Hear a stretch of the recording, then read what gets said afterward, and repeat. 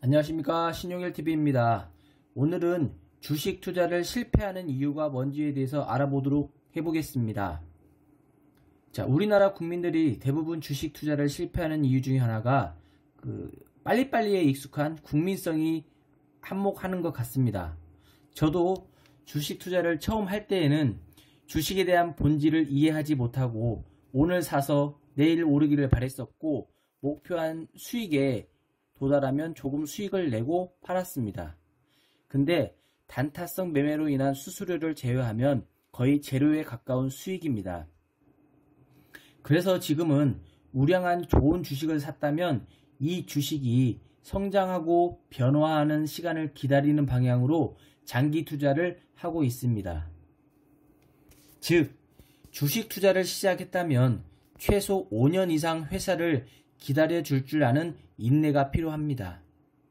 특히 삼성전자 같은 경우에는 반드시 우상향으로 오른다고 생각하고 투자를 하고 있습니다. 단, 언제 어떤 식으로 불기둥 슈팅이 올 줄 모르니 꾸준히 사 모아서 수량을 지속적으로 늘려나가는 장기 투자를 하고 있습니다. 하루를 투자해서 잃을 확률은 90%가 넘지만 10년, 아니 그 20년 이상 장기 투자해서 잃을 확률은 거의 제로에 가깝습니다. 현재 연말 산타넬리와 함께 외국인들이 지속적인 매수가 들어오고 있는 상황이고 지친 개인들이 파는 상황입니다.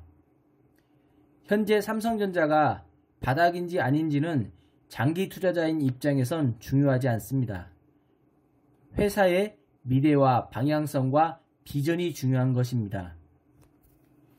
앞으로 미래 먹거리에는 미국의 닷컴 기업의 메타버스, 전에 페이스북이었죠. 그리고 클라우드 서비스, 자율주행이 대세입니다. 거기에는 오지 메모리와 비메모리 반도체, 이미지 센서가 필수이고요. 근데 오지는 정보가 털리는 중국 화웨이 대신에 삼성이 최고입니다. 그리고 메모리는 다 아시다시피 삼성전자가 세계 탑이고요. 비메모리 시스템 반도체는 현재 삼성전자가 2위이고 1위는 대만 TSMC인데 중국이 대만을 침공하면 TSMC는 중국으로 넘어갑니다. 그래서 미국 대기업들이 급하게 삼성에 대규모 수주를 주는 조건으로 미국에 20조 공장 증설을 하고 퀄컴과 AMD가 삼성에 대규모 발주를 했습니다. 이미지 센서는 일본의 소니와 삼성이고요. 결론은 삼성전자는 미국의 전폭적인 도움으로 지속적으로 성장할 수밖에 없습니다. 따라서 내년에 시스템 반도체 성장과 함께 15만 전자까지도 가능하다고 봅니다.